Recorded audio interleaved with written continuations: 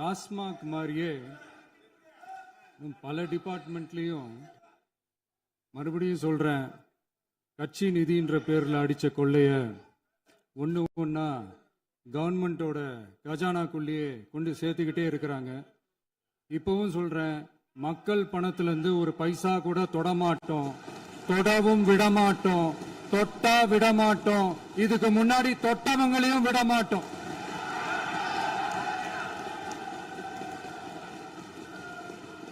ஒவ்வொரு ஊழலா வெளியில வரும் போலயே ஒவ்வொரு வேஷமா கலைஞ்சிரும் போலயே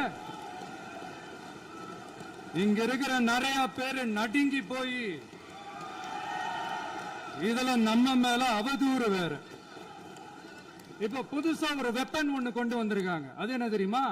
அவங்க தயவால தான் நம்ம ஆட்சி நடக்குதான். மக்கள் தயவால இந்த ஆட்சி நடந்துகிட்டு இருக்கு. மனசாட்சி உள்ள சக்திகளோட ஆதரவால இந்த ஆட்சி நடந்துகிட்டு இருக்கு. நாங்க தான் அனுப்பி வச்சோம் அப்படின்றாங்களே. அனுப்பி வச்சவங்களுக்கு மினிஸ்ட்ரியில இடம் கொடுத்தா ஏன் கதறீங்க? ஏன் இவ்வளவு கோவம்? ஏன் இவ்வளவு கதறல்ஸ்? இதுல இன்னொரு முக்கியமான விஷயம், மார்க்சிஸ்ட் கம்யூனிஸ்ட் கட்சி நமக்கு ஆதரவு கொடுத்தது சுயேட்சையா எடுத்த முடிவுன்னு சொல்றாங்க. அதே மாதிரி இந்திய கம்யூனிஸ்ட் கட்சி நமக்கு ஆதரவு கொடுத்தது சுயேட்சையா எடுத்த முடிவுன்னு சொல்றாங்க. இதுல எங்க இருந்து நாங்க தான் அனுப்பி வச்சோம்னா புரியலையே. மக்களுக்கு நல்லா புரியும், எல்லாத்தையும் தெளிவா பார்த்துக்கிட்டு இருக்கிறாங்க.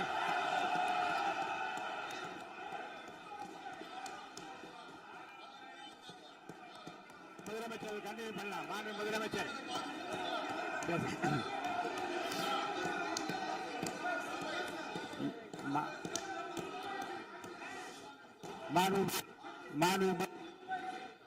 மாண்பு முதலமைச்சர் அவர்களை கண்டினியூ பண்ணலாம். நீ கண்டினியூ பண்ணலாம்.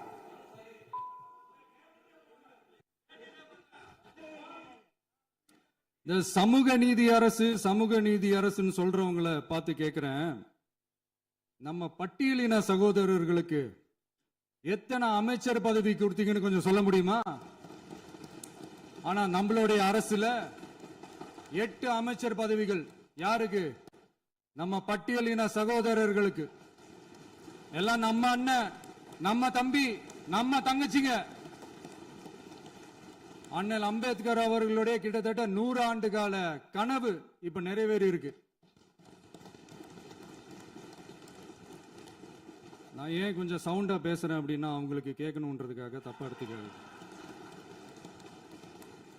அதே மாதிரி பெண்களோட பாதுகாவலர் நாங்க தான் அப்படின்னு சொல்லிக்கிறவங்களை கேட்கிறேன், எத்தனை பெண்களுக்கு அமைச்சர் பதவியில இடம் கொடுத்தீங்க கொஞ்சம் சொல்ல முடியுமா? எங்க அரசுல 4 சகோதரிகளுக்கு அமைச்சர் பதவி கொடுத்திருக்கிறோம்.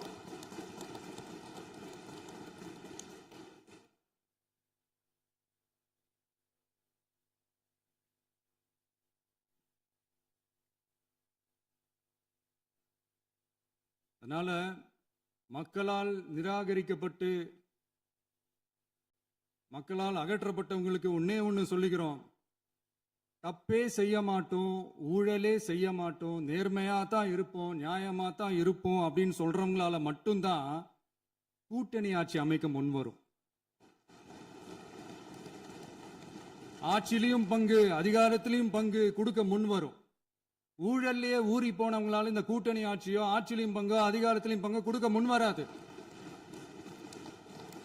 மெஜாரிட்டி இருந்தாலும் தரமாட்டாங்க, மெஜாரிட்டி இல்லைனாலும் தரமாட்டாங்க. கேட்டா ரெடிமேடா ஒரு பதில் ஒண்ணு வச்சிருப்பாங்க, கூட்டணி ஆட்சியை மக்கள் விரும்ப மாட்டாங்கன்னு. அதே மக்கள் தான் இப்ப அவங்கள பார்த்து சிரிக்கிறாங்க. நான்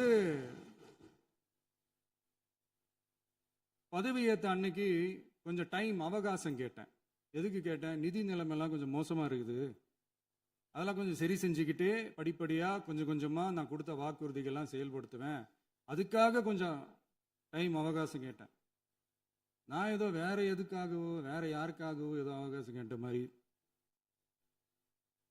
அடுத்து இங்க சபையில இல்லாதவங்களை பத்தி பேச வேண்டாம்னு நினைக்கிறேன்.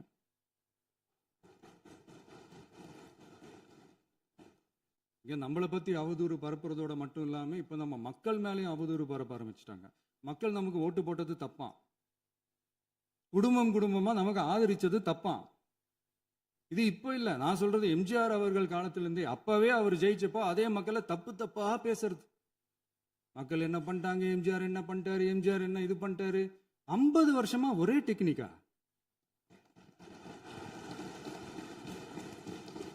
டெக்னாலஜி எல்லாம் மாறி வேற எங்கேயோ போயிட்டு இருக்கு பஸ். இதுல கொஞ்சம் டெக்னிக்காச்சும் கொஞ்சம் மாத்தினா கொஞ்சம் நல்லா இருக்கும். அதனால மக்களுக்கு யூஸ்ஃபுல்லா இருக்கிற மாதிரி இந்த ஆக்கப்பூர்வமான கருத்துக்களோ ஆக்கப்பூர்வமான யோசனைகளோ இருந்தா சொல்லுங்க, அதை நாங்க டெஃபரெண்டா எடுத்துக்கிறோம். ஆனா அதை விட்டுட்டு இந்த நக்கலு நையாண்டி சம்பந்தம் இல்லாத பேச்சு இதெல்லாம் பேசிட்டு அப்புறம் முதல்வர் பதில் சொல்லல, முதல்வருக்கு பதில் சொல்ல தெரியல அப்படின்னா அப்புறம் என்ன சோஃபா மாடல் ஆட்சியா? அது என்னன்னு புரியறதுக்கே எனக்கு ரொம்ப நாள் ஆச்சு. இந்த sofa set, table chair, teapoy, furniture பிசினஸ்லாம் வேற எங்க வெளியில போய் பண்ண சொல்லுங்க. அப்படி அந்த பிசினஸ் தான் பண்ணணும்னா நிறைய பிசினஸ் பண்ற மாதிரி வெளியில போய் பண்ண சொல்லுங்க, இங்க சட்டசபைக்குள்ள வேணாம். அதனால ஆக்கப்பூர்வமான கருத்துக்கள் இருந்தா சொல்லுங்க, டெஃபினட்டா அது சரியா இருந்தா நாங்க ஏத்துக்கிறோம். எனக்கு ஒரு குட்டி கதை ஒன்று ஞாபகம் வருது, சொல்லாமா? ஒரு ஊர்ல ஒரு பெரியவர் வெயில் ரொம்ப ஜாஸ்தியா இருக்குன்னு சொல்லிட்டு கண்ணுக்கு மேல கை வச்சுக்கிட்டு இப்படி சுத்தி முத்தி தேடிக்கிட்டு இருந்தாராம். அப்ப கூட இருந்த ஒரு சின்ன பையன் என்ன தேடுறீங்க அப்படின்னு கேட்டானா. அதுக்கு அந்த பெரியவர் சொன்னாரா, அது ஒண்ணு இல்ல தம்பி, உங்க அப்பா இங்கதான் இருப்பாருன்னு சொன்னாங்க, அதான் தேடிக்கிட்டு இருக்கேன், எங்க உங்க அப்பாவையா காணோம்?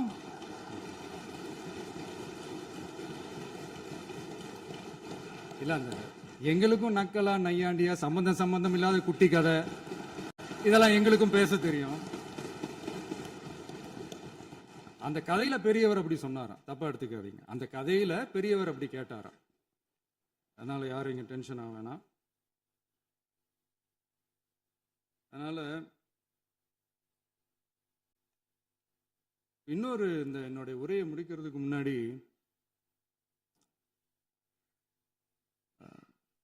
போயிட்டாங்க, பேசலாமா? உங்க கருத்துக்களை நீங்க முழுமையாக மன நிறைவோடு பேசலாம். டிவியில் பார்ப்போம். சரி, அதான் 5 நிமிஷம் பேசுனதுக்கே கொலத்தூரி இந்த ஆட்டம் அடிச்சு பேசுனா அப்புறம் என்ன பண்றது? கடைசியா நான் இந்த உரையை முடிக்கிறதுக்கு முன்னாடி ஒரு முக்கியமான ஒரு விஷயம் பத்தி சொல்லணும். ஆளுநர் உரை அன்னைக்கு இந்த தமிழ் தாய் வாழ்த்துக்கு அப்புறம் தேசிய கீதம் பாடினது தப்பு, தேசிய கீதம் 2 முறை பாடினது தப்பு, அப்படி ஒரு நிகழ்வு இதுக்கு முன்னாடி இந்த சட்டசபையில நடந்ததே கிடையாது, அந்த மரபையே மாத்திட்டீங்க, இப்படி ஒரு பெரிய ஒரு போர் மாதிரி எதிர்கட்சியை சார்ந்தவங்கலாம் சொன்னாங்க இல்லையா? அந்த மாநில உரிமை போராளிகளை, அந்த மரபு காக்கிற உரிமை போராளிகளை ஒரே ஒரு கேள்விதான் கேட்கணும். 2021 ஆகஸ்ட் 2 ஞாபகம் இருக்கா? Centenary celebration of Tamil Nadu legislature. அந்த ஃபங்க்ஷன்ல நம்ம முன்னாள் முதலமைச்சர் கருணாநிதி அவர்களோட கலைஞர் அவர்களுடைய கலைஞர் அவர்களுடைய புகைப்படத்தை மாண்புமிகு குடியரசுத் தலைவர் திறந்து வைக்கிற ஒரு ஃபங்க்ஷன். அந்த ஃபங்க்ஷன்ல national anthem followed by Tamil Thai Vazhthu அப்படின்னு அறிவிச்சது ஞாபகம் இருக்கா? அதாவது தேசிய கீதத்துக்கு அப்புறமா 2வது முறையா, நோட் திஸ் பாயிண்ட் மாண்புமிகு பேரவைத் தலைவர் அவர்களே, ப்ளீஸ் நோட் திஸ் பாயிண்ட். தேசிய கீதத்துக்கு அப்புறம் 2வது முறையாக தமிழ் தாய் வாழ்த்து பாடப்படும் அப்படின்னு சொன்னது ஞாபகம் இருக்கா? அதுவும் முத்தமிழ் அறிஞர் அப்படின்னு சொல்ற நம்ம கலைஞர் அவர்களுடைய அந்த புகைப்படம் வெளியிட்டு விழாவில் அவர் இருந்த இதே சபையில தமிழ 2வது இடத்துக்கு தள்ளினது யாருன்னு ஞாபகம் இருக்கா? அது மட்டும் இல்ல, அந்த தேசிய கீதத்தை நாட்டுப்பண் நேஷனல் ஆந்தம்னு சொல்லி அதே ஃபங்க்ஷன்ல கடைசியா ஃபங்க்ஷன் முடியும் போது செகண்ட் டைம் தேசிய கீதம் பாடினதும் ஞாபகம் இருக்கா? இதே அவையில் தான் அது அவை குறிப்பிலும் இருக்கிறது. இதே அவையில் தான் நடைபெற்றது. இந்த book தக்க நேரத்தில் இந்த ஆதாரங்களை அளித்த மாண்பு முதல் அவர்களுக்கு நன்றியை தெரிவித்துக் கொள்கிறேன். டவுட் இருந்தா இந்த புக்கை பார்த்து தெரிஞ்சுக்கலாம். அதனால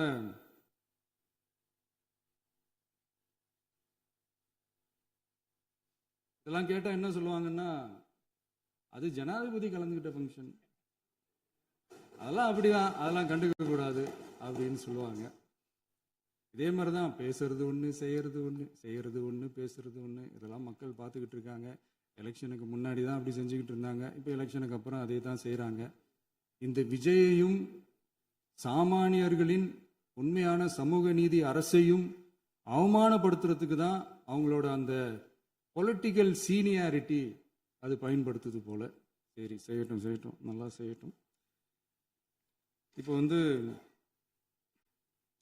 ஆனாலும் நம்மளுடைய மாநில உரிமை, மொழி உரிமை, உத்தம உத்தரர் போல வேஷம் போடுற எதிர்கட்சிக்கு ஒன்றை மட்டும் ஆணித்தரமாக சொல்றோம். உங்களை மாதிரி தமிழ்னு சொல்லிக்கிட்டு, மொழி, பண்பாடு, கலாச்சாரம்னு சொல்லிக்கிட்டு ரெட்டை வேஷம் போடுறவங்க நாங்க கிடையாது. உலகெங்கும் வாழும் என் தமிழ் சொந்தங்களுக்கு நம்முடைய உத்தரவாதம் தமிழ் தான் எங்க உயிர் நாடி அப்படின்றத மறக்க மாட்டோம். இப்பவும் சொல்றோம், மாநில உரிமையில எப்பவும் உறுதியா இருப்போம். அதே சமயத்துல அரசியல் வேற, ஒன்றிய மாநில அரசுகளுக்கு இடையே இருக்கிற நிர்வாக அணுகுமுறை வேற. இதுல நாங்க ரொம்ப தெளிவா இருக்கிறோம். அதனால எங்களுக்கு பாடம் எடுக்கிறதா நினைச்சுக்கிட்டு உங்க வேஷத்தை நீங்களே கொஞ்சம் கொஞ்சமா கலைச்சிக்கிட்டே வர்றீங்க, மறந்துடாதீங்க. அப்புறம் நேத்து எதிர்கட்சி தலைவர், மாண்புமிகு எதிர்கட்சி தலைவர் பேசும்போது நிறைய பேசினாங்க. அதுல ஒண்ணு மட்டும் அரசு சொல்றதா நினைச்சுக்கிட்டு நம்மளை இன்டைரக்டா ஈவில் அப்படின்ற அந்த வார்த்தையை யூஸ் பண்ணாங்க. எனக்கு ஒண்ணு தான் சொல்லணும்னு தோணுது. ஈவில்ஸ்னு டெவில்ஸ் பேசக்கூடாது.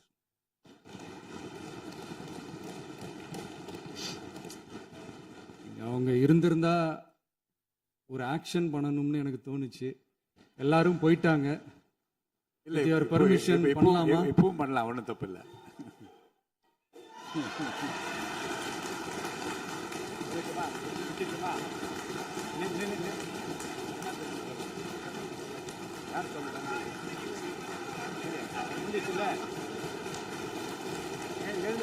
சொல்லட்டுமா?